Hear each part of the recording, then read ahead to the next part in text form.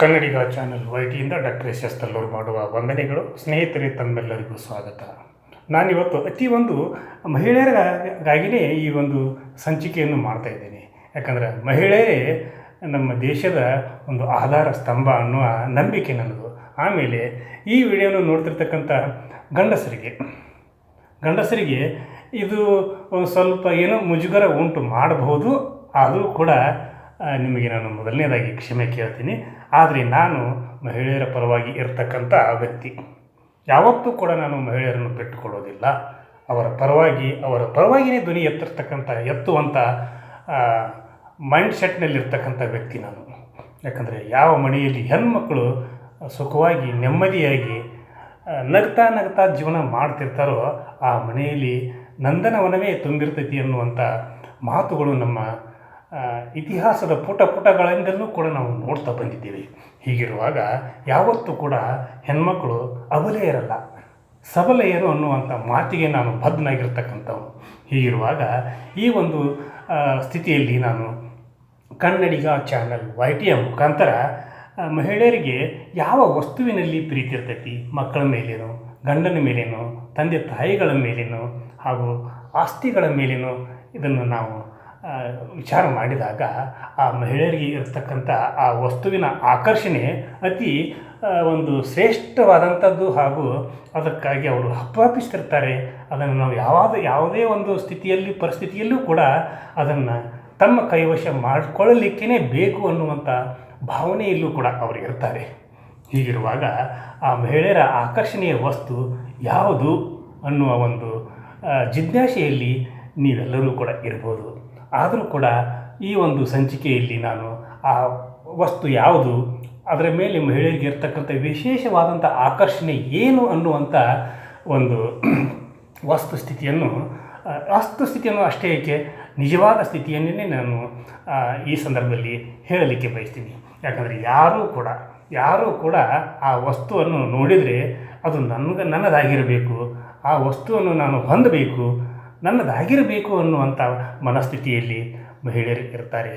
ಆ ವಸ್ತು ಯಾವುದು, ಅದು ಕುತೂಹಲದ ಸಂಗತಿ ಅಂತಲೇ ನಾನು ಈ ಸಂದರ್ಭದಲ್ಲಿ ಭಾವಿಸಿದ್ದೇನೆ. ಹೀಗಿರುವಾಗ ಮಹಿಳೆಯರ ಆ ಕುತೂಹಲದ ಹಾಗೂ ಆಕರ್ಷಣೀಯ ಹಾಗೂ ಮಹಿಳೆಯರು ತುಂಬ ಪ್ರೀತಿಸ್ತಕ್ಕಂಥ ಆ ವಸ್ತು ಯಾವುದು ಅನ್ನುವಂಥ ವಿಷಯಕ್ಕೆ ನಾನು ಬರೋಕ್ಕಿಂತ ಮುಂಚೆ ಈಗ ಆ ವಸ್ತು ಎಲ್ಲಿ ಸಿಗ್ತೈತಿ ಮತ್ತು ಅದು ಎಷ್ಟು ಕಡಿಮೆ ರೇಟ್ನಲ್ಲಿ ಸಿಗ್ತೈತಿ ಮತ್ತು ಅದನ್ನು ನಾವು ತೆಗೆದುಕೊಳ್ಬೇಕಾದ್ರೆ ಯಾವ್ಯಾವ ಕಷ್ಟಗಳನ್ನು ಪಡಬೇಕು ಅನ್ನುವಂಥ ಮನಸ್ಥಿತಿಯಲ್ಲೂ ಕೂಡ ನಾವು ಇರ್ತೀವಿ. ಹೀಗಿರುವಾಗ ಆ ಒಂದು ವಸ್ತುವನ್ನು ಪಡೆಯಲಿಕ್ಕಾಗಿ ಎಷ್ಟೋ ಜನ ಮಹಾರಾಜರು ಕೂಡ ತಮ್ಮ ಸಾಮ್ರಾಜ್ಯವನ್ನೇ ಕಳೆದುಕೊಂಡಿರ್ತಕ್ಕಂಥ ಉದಾಹರಣೆಗಳನ್ನು ಕೂಡ ನಾವು ಇತಿಹಾಸದ ಪುಟಗಳಲ್ಲಿ ನೋಡಿದ್ದೇವೆ. ಹೀಗಿರುವಾಗ ಆ ವಸ್ತುಗೆ ಇರ್ತಕ್ಕಂಥ ಬೆಲೆ ಏನು, ಅದಕ್ಕಿರ್ತಕ್ಕಂಥ ಒಂದು ಆಕರ್ಷಣೆ ಏನು ಅನ್ನುವಂಥ ಪರಿಸ್ಥಿತಿ ಉತ್ಸಾಹ ನಮ್ಮ ಮಹಿಳೆಯರಲ್ಲಿ ಇರಲಿಕ್ಕೆ ಸಾಕು. ಹೀಗಿರುವಾಗ ಆ ಒಂದು ವಸ್ತು ಯಾವುದು ಅಂತಂದರೆ ಅದು ಚಿನ್ನ, ಅಂದರೆ ಬಂಗಾರದ ಮೇಲೆ ಯಾವ ಮಹಿಳೆಯರಿಗೆ ಇಷ್ಟ ಇಲ್ಲ ಹೇಳಿ?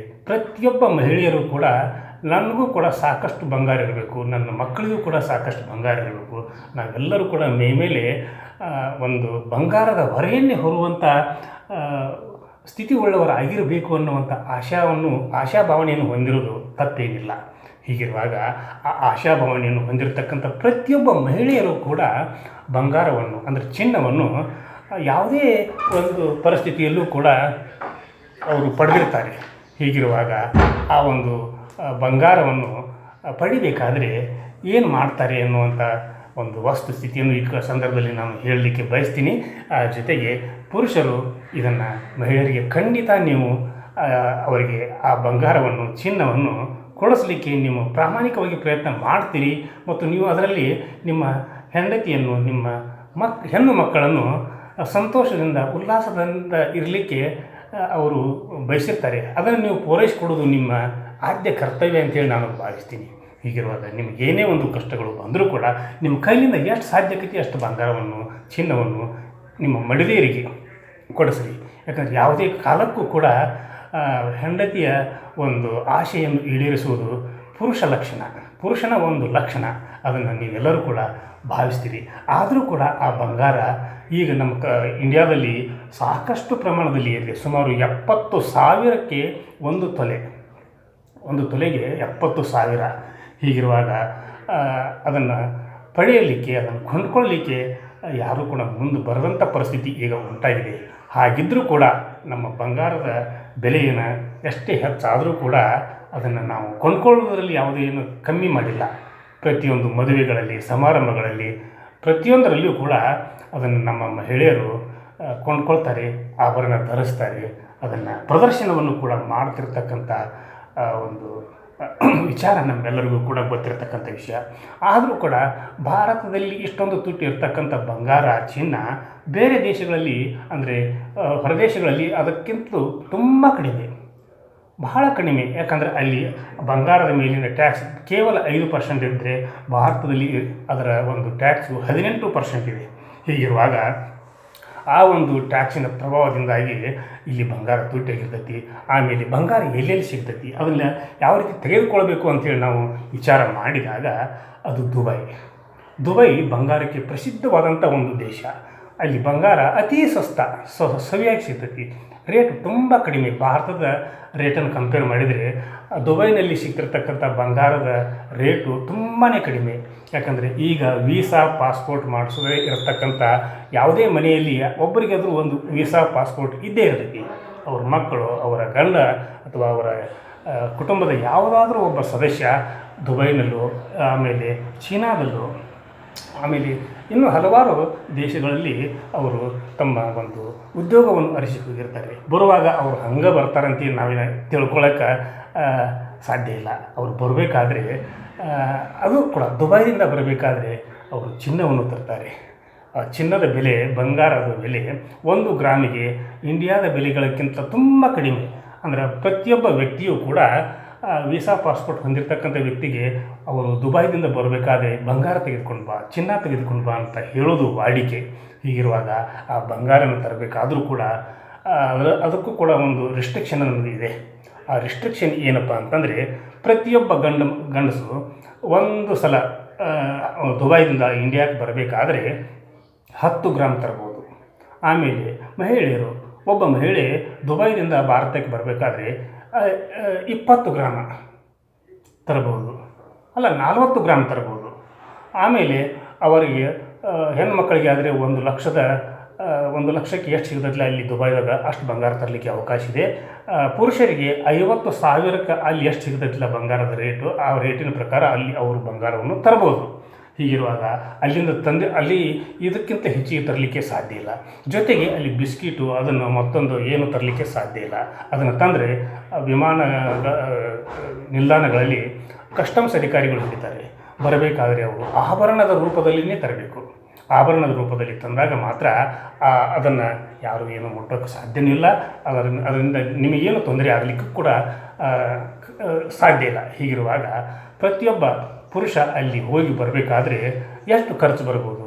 ಸುಮಾರು ಇಂಡಿಯನ್ ಒಂದು ಕರೆನ್ಸಿ ಒಂದು ಇದರ ಪ್ರಕಾರ ಸುಮಾರು ಒಂದು 50,000 ರಿಂದ 60,000 ರೂಪಾಯಿ. ಆಮೇಲೆ ಅಷ್ಟೇ ಖರ್ಚು. ಯಾಕಂದರೆ ನೀವು ಎಲ್ಲೆಲ್ಲೋ ಪಿಕ್ನಿಕ್, ಆ ದೇಶ ಈ ದೇಶ ಅಲ್ಲೇ ಇಲ್ಲೇ ಹೊರಗೆ ಹೋಗ್ತಿರ್ತೀರಿ. ಆ ಹೋಗೋಕ್ಕಿಂತ ಪೂರ್ವದಲ್ಲಿ ನೀವು ಮೊದಲು ದುಬೈಗೆ ಹೋಗಿ ಅಲ್ಲಿ ಚಿನ್ನವನ್ನು ಮಹಿಳೆಯರಿಗಾದರೆ 40 ಗ್ರಾಮ ಮತ್ತು ಪುರುಷರಿಗಾದರೆ 10 ಗ್ರಾಮ ಬಂಗಾರದ ಆಭರಣಗಳನ್ನು ಕೊಂಡುಕೊಂಡು ಬಂದು ನಿಮ್ಮ ಆಸೆಯನ್ನು ಪೂರೈಸಿಕೊಳ್ರಿ. ಮತ್ತು ದುಬೈನಲ್ಲಿ ಸಿಗ್ತಕ್ಕಂಥ ಬಂಗಾರ ಅಚ್ಚುಕಟ್ಟಾದ ಮತ್ತು ಸ್ವಚ್ಛವಾದಂಥ ಬಂಗಾರ ಅಂತೇಳಿ ಪ್ರಸಿದ್ಧಿಯನ್ನು ಪಡೆದಿರ್ತಕ್ಕಂಥದ್ದು. ಹೀಗಿರುವಾಗ ನೀವು ಆ ಬಂಗಾರವನ್ನು ತಂದು ನಿಮ್ಮ ಮಹಿಳೆಯರಿಗೆ, ನಿಮ್ಮ ಮಡದಿಯರಿಗೆ, ನಿಮ್ಮ ಹೆಣ್ಣು ಮಕ್ಕಳಿಗೆ ಕೊಡಿಸ್ರಿ. ಯಾಕಂದರೆ ನಿಮಗೆ ಅವರೆಲ್ಲನೂ ಪಾಪ ವ್ಯವಸ್ಥೆ ಮಾಡ್ತಾರೆ. ಆದರೆ ನೀವು ಊಟ ಮಾಡೋದು ಮೂಗೇರಿಸುವಂಥ ಹೊರಗೆ ಹೋಗೋದು ಮಾಡೋಕ್ಕೆ ಹೋಗಬೇಡ್ರಿ. ಇನ್ಮೇಲೆ ಏನಾದರೂ ಕೂಡ ಮಹಿಳೆಯರ ಹಾಗೂ ನಿಮ್ಮ ಹೆಣ್ಣಂದಿರ ಒಂದು ಭಾವನೆಗಳಿಗೆ ಸ್ಪಂದಿಸುವಂಥ ಕೆಲಸವನ್ನು, ಕಾರ್ಯಗಳನ್ನು ನೀವೆಲ್ಲರೂ ಕೂಡ ಗಂಡಸರು ಮಾಡ್ತೀರಾ ಅನ್ನುವಂಥ ಒಂದು ಸಂದೇಶದೊಂದಿಗೆ ಬಂಗಾರವನ್ನು ಮಹಿಳೆಯರಿಗೆ, ನಿಮ್ಮ ಹೆಂಡತಿಗೆ ತಂದು ಕೊಡ್ರಿ. ಅವರು ಕೂಡ ಸಂತೋಷಭರಿತರಾಗಲಿ. ಇನ್ನಷ್ಟು ಅವರು ತಮ್ಮ ಮೈ ಮೇಲೆ ಬಂಗಾರದ ಆಭರಣಗಳನ್ನು ಧರಿಸುವಂತಾಗಲಿ ಅಂತ ಹೇಳ್ತಾ ಇವತ್ತಿನ ಈ ಸಂಚಿಕೆಯನ್ನು ಮುಗಿಸುವುದಕ್ಕಿಂತ ಪೂರ್ವದಲ್ಲಿ ಕನ್ನಡಿಗ ಚಾನಲ್ YT ಇದು ನಿಮ್ಮೆಲ್ಲರ ಚಾನಲ್ಲು, ಸಮಸ್ತ ಕನ್ನಡಿಗರ ಚಾನಲ್ಲು. ಕನ್ನಡಿಗ ಚಾನಲ್ YTಗೆ ಇಲ್ಲಿಯವರೆಗೂ ಯಾರು ಸಬ್ಸ್ಕ್ರೈಬ್ ಮಾಡಿಲ್ವೋ ಪ್ರತಿಯೊಬ್ಬರು ಕೂಡ ಸಬ್ಸ್ಕ್ರೈಬ್ ಮಾಡಿರಿ, ಶೇರ್ ಮಾಡಿರಿ, ಲೈಕ್ ಮಾಡಿರಿ, ಕಮೆಂಟನ್ನು ನನ್ನ ಜೊತೆಗೆ ಹಂಚಿಕೊಳ್ತೀರಾ ಅಂತ ಹೇಳ್ತಾ ಇವತ್ತಿನ ಸಂಚಿಕೆಯನ್ನು ಇಲ್ಲಿಗೆ ಮುಗಿಸಿ ನಾಳಿನ ಸಂಚಿಕೆಯೊಂದಿಗೆ ತಮ್ಮ ಜೊತೆಗೆ ಹಾಜರಾಗ್ತೀನಿ. ಅಲ್ಲಿವರೆಗೂ ನನ್ನ ನಮಸ್ಕಾರ.